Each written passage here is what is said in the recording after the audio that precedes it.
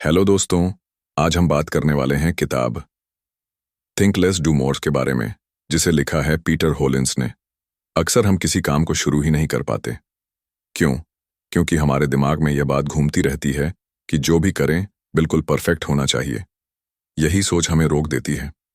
हम सोचते रहते हैं लेकिन कदम नहीं उठाते। इसी मानसिक रुकावट को इनर्शिया यानी जड़ता कहते हैं। इससे निपटने का सबसे आसान तरीका है अपने स्टैंडर्ड्स को थोड़ा कम करना।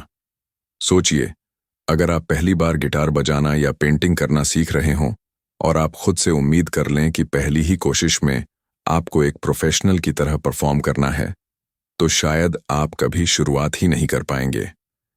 पर अगर आप खुद से बस इतना कहें कि आज बस एक आसान धुन बजानी है या एक छोटा सा डूडल बनाना है, तो आप बिना डर के शुरुआत कर सकते हैं। और एक बार जब शुरुआत हो जाती है तो आगे बढ़ना खुद ब खुद आसान हो जाता है। इसी तरह जब कोई बड़ा टास्क सामने होता है, जैसे कि 10 पेज की रिपोर्ट लिखना, तो पूरा काम एक भारी बोझ जैसा लगने लगता है और हम टालमटोल करने लगते हैं। लेकिन अगर आप खुद से बस यह वादा करें कि मैं सिर्फ पहला पैराग्राफ लिखूंगा, चाहे जैसा भी बने, तो आपका दिमाग उस काम को छोटा और संभालने लायक मानेगा। हमारा माइंड दूर की फिनिश लाइन देखकर डरता है, लेकिन अगर हम उसे दिखाएं कि पहला कदम कितना छोटा और आसान है, तो वह बिना डर के आगे बढ़ता है। मान लीजिए आप एक्सरसाइज शुरू करना चाहते हैं। 1 घंटे की वर्कआउट सोचकर घबराने की बजाय खुद से कहिए कि मैं बस 5 मिनट स्ट्रेचिंग करूंगा। अक्सर यही छोटा सा स्टेप आपको मूड में ले आता है और आप खुद ब खुद और भी आगे बढ़ते हैं। याद रखिए, परफेक्शन एक झटके में नहीं आता। पहला ड्राफ्ट अक्सर खराब होता है, पहली कोशिश आमतौर पर औसत होती है और पहला कदम हमेशा थोड़ा लड़खड़ाता है। लेकिन यही लड़खड़ाते कदम हमें प्रगति की राह पर ले जाते हैं। अगर आप खुद को यह इजाजत दें कि शुरुआत में आपका काम परफेक्ट न भी हो, तो आप इनर्शिया की जंजीरों को तोड़ सकते हैं और अपनी असली ताकत को जगाने की दिशा में पहला कदम उठा सकते हैं। सोचिए, एक बच्चा जब चलना सीखता है तो क्या वो पहली बार में ही सीधे दौड़ने लगता है? बिल्कुल नहीं। वो गिरता है, उठता है, फिर से गिरता है और यही दोहराव उसे चलना सिखाता है। अगर वो ये सोच लेता कि जब तक मैं बिना गिरे नहीं चल पाऊंगा तब तक कोशिश ही नहीं करूंगा, तो शायद वो कभी चल ही ना पाता। ठीक वैसे ही हम भी जब कोई नया काम शुरू करने की सोचते हैं तो खुद से परफेक्शन की उम्मीद लगा बैठते हैं। हम मान लेते हैं कि अगर हमारी शुरुआत शानदार नहीं हुई तो उस काम का कोई मतलब नहीं। लेकिन सच्चाई ये है कि शुरुआत करना ही सबसे बड़ी जीत होती है। कई बार हम सोचते हैं कि अगर हमने अपने लक्ष्य को छोटा कर दिया या अपने स्टैंडर्ड्स थोड़ा कम कर दिए तो हमारा काम कमजोर हो जाएगा। लेकिन असल में ये रणनीति इनर्शिया यानी मानसिक जड़ता को तोड़ने का सबसे असरदार तरीका है। जब आप कोई बड़ा काम शुरू करने से डरते हैं तो उसे छोटे छोटे हिस्सों में तोड़ दीजिए। मान लीजिए आपको एक 10 पेज की रिपोर्ट लिखनी है। पूरे 10 पेज सोचकर घबराने के बजाय बस ये सोचिए कि आज सिर्फ एक पैराग्राफ लिखना है। यही छोटा कदम आगे की राह खोलता है। परफेक्शन के चक्कर में अक्सर शुरुआत रुक जाती है और शुरुआत रुकी तो सफर भी कभी शुरू नहीं होता। अब बात करते हैं मोटिवेशन की। अक्सर लोग सोचते हैं कि पहले मोटिवेटेड महसूस होगा तब काम शुरू करेंगे, लेकिन हकीकत इससे बिल्कुल उलटी है। मोटिवेशन एक्शन से आता है और एक्शन की शुरुआत छोटे कदमों से होती है। आपने भी अनुभव किया होगा, जब पढ़ने का मन नहीं होता, लेकिन जैसे ही 2 पेज पढ़ते हैं तो और पढ़ने का मन करने लगता है। या जब एक्सरसाइज का मन नहीं होता, लेकिन जैसे ही 5 मिनट स्ट्रेचिंग करते हैं तो शरीर खुद कहता है थोड़ा और कर लेते हैं। क्यों? क्योंकि एक्शन हमारे दिमाग को उस मोड में ले जाता है जहां से मोटिवेशन खुद ब खुद निकलने लगता है। काम को शुरू कर देना ही असली ट्रिगर है। जब आप एक बार एक्टिव हो जाते हैं तो न सिर्फ बोरियत दूर होती है, बल्कि आपका आत्मविश्वास भी बढ़ता है। और सबसे खास बात, जब आप बिना मोटिवेशन के भी एक्शन लेने लगते हैं तो आपकी खुद की छवि बदलने लगती है। आप खुद से कहने लगते हैं, मैं वो इंसान हूं जो बिना किसी बाहरी धक्का के भी आगे बढ़ सकता है। यही माइंडसेट आपको उन लोगों से अलग बनाता है जो बस सोचते हैं, लेकिन करते कुछ नहीं। तो अगली बार जब आपको लगे कि मन नहीं है, मोटिवेशन नहीं है, तब बस एक छोटा कदम उठाइए। वो कदम चाहे 2 मिनट का हो, 2 लाइन का हो या 2 स्ट्रेच का, वो ही आपके भीतर की रफ्तार को चालू कर देगा। मोटिवेशन एक साइकिल की तरह है। आप एक्शन लेते हैं, फिर आपको एक छोटा रिजल्ट मिलता है। वो रिजल्ट आपका आत्मविश्वास बढ़ाता है और फिर आप और बड़ा एक्शन लेने को तैयार हो जाते हैं। याद रखिए, मोटिवेशन नहीं आता, लाया जाता है, और वो आता है तभी जब आप कुछ करना शुरू कर देते हैं। दोस्तों, रिस्क शब्द सुनते ही दिमाग में सबसे पहले डर का ख्याल आता है। डर कि अगर हम नाकाम हो गए तो क्या होगा, क्या नुकसान होगा और लोग क्या सोचेंगे। यही डर हमें अक्सर उन मौकों से दूर कर देता है जो हमारी जिंदगी बदल सकते हैं। लेकिन सच ये है, रिस्क सिर्फ डर या नुकसान की संभावना नहीं है, बल्कि वो दरवाजा है जिससे होकर हम आगे बढ़ते हैं, सीखते हैं और मजबूत बनते हैं। अगर हम बचपन में गिरने से डरते तो कभी चलना नहीं सीखते। अगर साइकिल चलाने की कोशिश गिरने के डर से टाल देते तो शायद आज भी कोई और हमें पीछे बैठाकर चला रहा होता। गिरना, ठोकर खाना, ये सारी चीजें उस सफर का हिस्सा हैं जिससे होकर हम बेहतर बनते हैं। रिस्क उठाना कोई बेवकूफी नहीं, बल्कि विकास की पहली शर्त है। जब भी आप रिस्क के बारे में सोचते हैं, अगर आपके मन में सबसे पहले डर आता है, तो वक्त है अपनी सोच को बदलने का। रिस्क को किसी खतरे की तरह नहीं, एक मौके की तरह देखना शुरू करें। जब भी कोई नया अवसर आपके सामने आए, तो सिर्फ संभावित नुकसान के बारे में न सोचें, बल्कि इस पर भी ध्यान दें कि अगर सब कुछ सही रहा, तो आपको कितनी बड़ी सफलता मिल सकती है। यह पॉजिटिव अप्रोच आपको ज्यादा मौके पकड़ने और तेजी से आगे बढ़ने में मदद करेगी। रिस्क उठाने का एक और बड़ा फायदा है, यह आपकी सोचने की क्षमता और समस्या सुलझाने की ताकत को बढ़ाता है। जब आप किसी नई चुनौती को अपनाते हैं, तो आपको अपने पुराने कंफर्ट जोन से बाहर निकलकर नए समाधान ढूंढने पड़ते हैं, जिससे आपका आत्मविश्वास और भी मजबूत बनता है। तो अगली बार जब कोई रिस्की अवसर सामने आए, सिर्फ डर की वजह से उसे मत छोड़िए। समझदारी से एनालिसिस कीजिए और अगर लगे कि यह जोखिम उठाना सही है, तो पूरे दिल से कदम उठाइए। कौन जाने, यही रिस्क आपकी जिंदगी का सबसे बड़ा टर्निंग पॉइंट बन जाए। अब बात करते हैं डोंट डू लिस्ट की। अक्सर हम अपने दिन की शुरुआत एक लंबी टू डू लिस्ट के साथ करते हैं, लेकिन दिन के अंत में पाते हैं कि बहुत से जरूरी काम अधूरे रह गए। क्यों? क्योंकि हम उन चीजों पर ध्यान नहीं देते जो हमारे फोकस को तोड़ती हैं। इसीलिए जितनी जरूरी एक टू डू लिस्ट है, उतनी ही जरूरी एक डोंट डू लिस्ट भी है। यह लिस्ट उन आदतों और गतिविधियों का संग्रह है जिन्हें हमें जानबूझकर टालना चाहिए, ताकि हमारी ऊर्जा और समय सही जगह खर्च हो। सोचिए, सुबह उठते ही सोशल मीडिया स्क्रॉल करना। शुरुआत में लगता है बस 5 मिनट की बात है, लेकिन कब 30 मिनट बीत जाते हैं पता भी नहीं चलता। बार बार ईमेल चेक करना या हर छोटे मैसेज पर तुरंत जवाब देना, ये सब आपकी प्रोडक्टिविटी को चुपचाप खा जाते हैं। डोंट डू लिस्ट बनाने के लिए पहले अपनी दिनचर्या का विश्लेषण कीजिए। कौन से काम आपका ध्यान सबसे ज्यादा भटकाते हैं? कहाँ-कहाँ आपका समय बेवजह खर्च होता है? इन्हें नोट करें और इन्हें अपनी डोंट डू लिस्ट में शामिल करें। जैसे सुबह 10 बजे तक सोशल मीडिया से दूरी, हर घंटे में सिर्फ एक बार ईमेल चेक करना, अनावश्यक मीटिंग्स से बचना। इस तरह की लिस्ट से आपको यह स्पष्ट रहेगा कि किससे बचना है, जिससे आप अपने असली टारगेट्स पर टिके रहेंगे। डोंट डू लिस्ट सिर्फ डिस्ट्रैक्शन से बचने का टूल नहीं है, बल्कि यह आपको मानसिक स्पष्टता भी देती है। जैसे जैसे आप इस आदत को मजबूत करते हैं, आप पाएंगे कि आपका काम करने का तरीका, आपका फोकस और आपकी सफलता की रफ्तार, सब कुछ पहले से बेहतर हो गया है। याद रखिए, सफलता सिर्फ ज्यादा मेहनत से नहीं, स्मार्ट फोकस से मिलती है। दोस्तों, अब बात करते हैं ना कहने की ताकत और बर्नर लिस्ट का कमाल कि कई बार हम ऐसे कामों में उलझ जाते हैं जो हमारे लिए जरूरी नहीं होते, सिर्फ इसलिए क्योंकि हम ना कहना नहीं सीख पाए। हम हर किसी को खुश करने की कोशिश में खुद को थका लेते हैं और अपनी प्राथमिकताओं से दूर हो जाते हैं। इसीलिए एक साधारण सी आदत, डोंट डू लिस्ट, आपकी लाइफ बदल सकती है।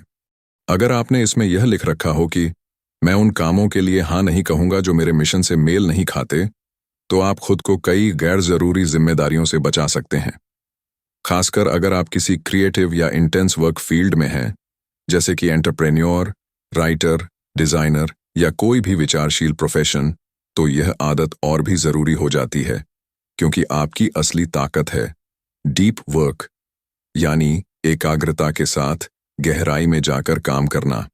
हर छोटा सा डिस्ट्रैक्शन आपके माइंड को पटरी से उतार देता है।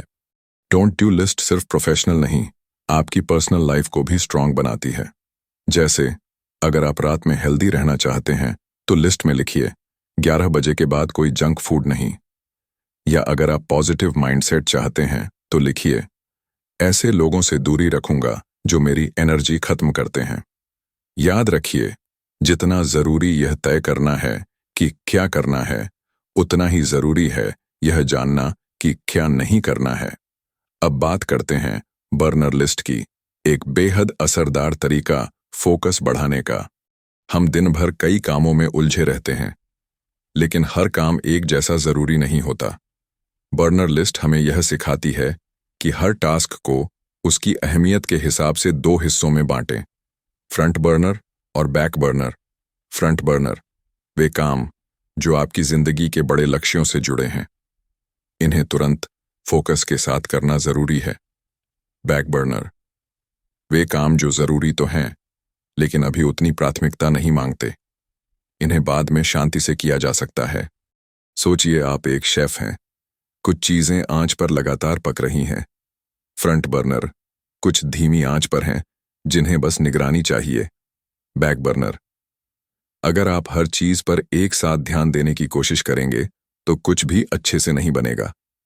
बर्नर लिस्ट आपको क्लैरिटी देती है, क्या अभी करना है और क्या बाद में किया जा सकता है। इससे 2 बड़े फायदे होते हैं। 1, डिसीजन मेकिंग आसान हो जाती है। कोई नया टास्क आया, आप तुरंत तय कर सकते हैं उसे कहाँ रखना है। 2, मल्टीटास्किंग से बचाव होता है।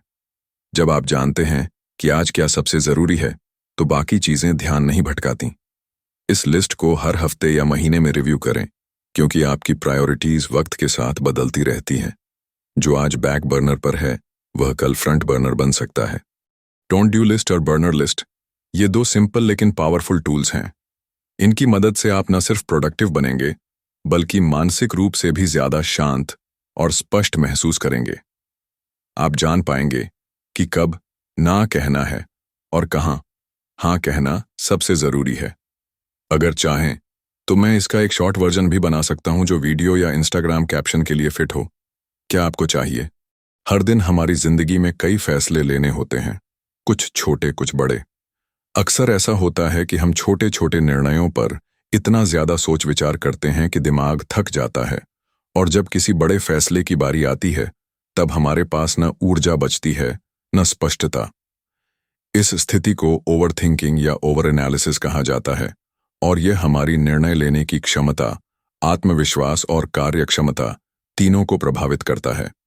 इससे निकलने का सबसे असरदार तरीका है एक स्पष्ट और व्यवस्थित निर्णय प्रक्रिया अपनाना, ताकि आपका दिमाग जरूरी बातों पर फोकस कर सके, न कि हर छोटी चीज में उलझ जाए। सुपरस्ट्रक्चर डिसीजन मॉडल एक ऐसा स्मार्ट तरीका है जो आपको सोच में उलझने से बचाता है और सही फैसले लेने में मदद करता है। अक्सर हम दिन भर छोटे छोटे निर्णयों में इतना समय और ऊर्जा खर्च कर देते हैं कि जरूरी फैसलों के लिए मानसिक क्षमता ही नहीं बचती। सोचिए, अगर आपको हर सुबह तय करना पड़े कि क्या पहनना है, क्या खाना है या किस ईमेल का जवाब पहले देना है, तो आपका दिमाग पहले ही थक जाएगा। इसीलिए कई सफल लोग अपनी रोजमर्रा की जिंदगी को बेहद सिंपल रखते हैं। जैसे स्टीव जॉब्स और मार्क जुकरबर्ग एक जैसे कपड़े पहनते थे ताकि उन्हें इस बारे में रोज फैसला ना करना पड़े। सुपरस्ट्रक्चर डिसीजन मॉडल भी कुछ ऐसा ही करता है। यह एक तयशुदा सिस्टम तैयार करता है जिससे आप पहले से तय कर सकें कि किस तरह के फैसले कैसे लिए जाएंगे।